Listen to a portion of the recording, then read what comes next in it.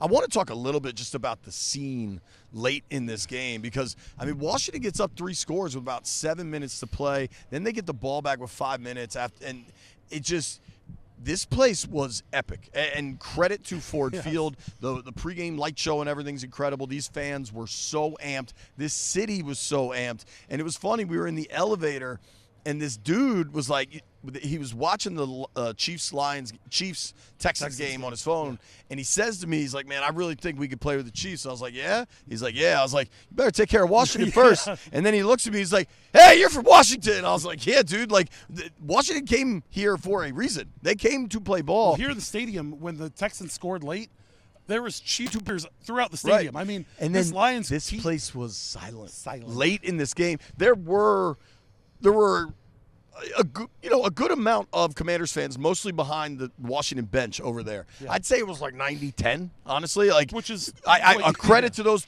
people for getting here. It was super expensive. It's cold as hell. This is not going to Florida, right? Yeah. Everything was expensive.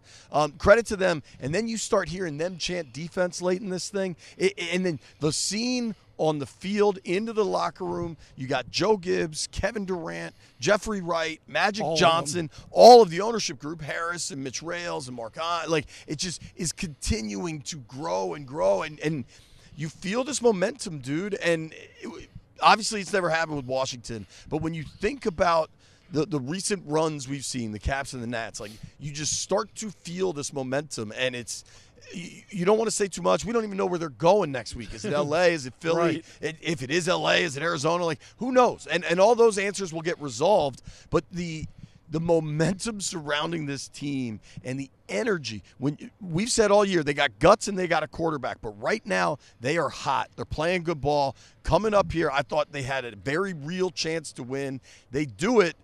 I think they're going to win next week.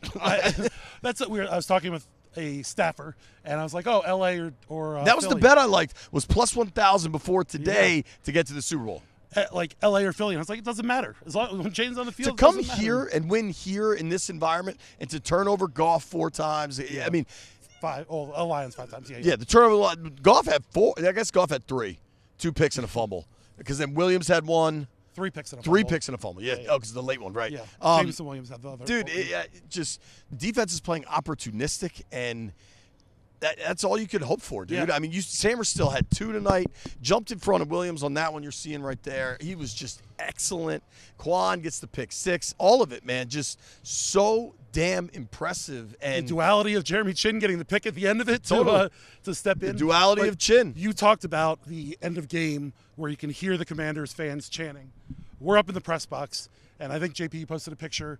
Just to the left of us was Doug Williams watching the game. Just to the right of us was Lance Newmark and Adam Peters.